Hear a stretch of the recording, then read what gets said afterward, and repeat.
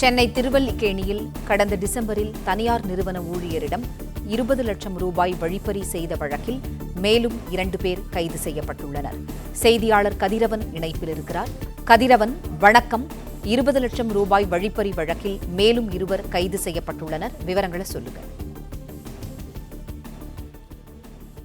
சென்னையில வருமான வரித்துறை அதிகாரிகள், காவல்துறை அதிகாரிகள், அதே போல வணிக வரித்துறை அதிகாரிகள் கூட்டாக ஒன்று சேர்ந்து கணக்கில் இல்லாமல் எடுத்துடக்கூடிய, அதாவது ஆவணங்கள் இல்லாமல் எடுத்துடக்கூடிய பணங்களை குறிவைத்து வழிப்பறியில் ஈடுபட்டது தெரிய வந்தது. குறிப்பா திருவல்லிக்கேணியில் கடந்த டிசம்பர் மாதம் 15ஆம் தேதி தனியார் நிறுவன ஊழியராகக்கூடிய முகமது கௌசி என்பவரிடம் 20 லட்சம் ரூபாய் பணத்தை எடுத்து வந்ததாகவும் அதை போலீஸ் ஒருவர் தடுத்து நிறுத்தி சோதனை செய்து வருமான வரித்துறை அதிகாரியிடம் ஒப்படைப்பதோடு நடித்து அவரை காரில் கடத்தி சென்று கத்தி முனையில் 20 லட்சம் ரூபாய் பணத்தை வழிப்பறி செய்ததாக திருவல்லிக்கேணி காவல் நிலையத்தில் புகார் அளிக்கப்பட்டு இதுல காவல் உதவி ஆய்வாளர் கூடிய ராஜா சிங், சன்னி நாயுடு, வருமானத்துறை அதிகாரிகள் தாமோதரன், பிரதீப், பிரபு ஆகிய 5 நபர்கள் கைது செய்யப்பட்டு புழல் சிறையில் அடைக்கப்பட்டார்கள்.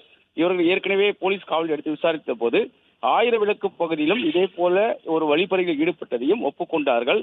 இந்த வழக்கிலையும் அவர்கள் 5 நபர்களும் ஃபார்மல் அரெஸ்ட் செய்யப்பட்ட நிலையில வணிக வரித்துறை அதிகாரிகள் கூடிய சுரேஷ், சதீஷ், பாபு ஆகிய 3 பேர் இதில் தொடர்புடைய தெரிய வந்தது. அவர்களிடையே தொடர்ந்து தேடி வந்த நிலையில தற்போது 2 நபர்கள் கைது செய்யப்பட்டிருக்கிறார்கள்.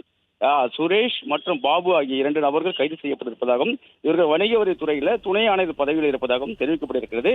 1000 விளக்கு பகுதியில் ராயபுரம் தமிம் அன்சாரி என்பவரிடம் கடந்த டிசம்பர் மாதம் 11ஆம் தேதி 20 லட்சம் ரூபாய் வழிப்பறி செய்த வழக்கில் இவர் கைது செய்யப்பட்டிருப்பதாகவும் போலீசார் தெரிவித்திருக்கிறார்கள்.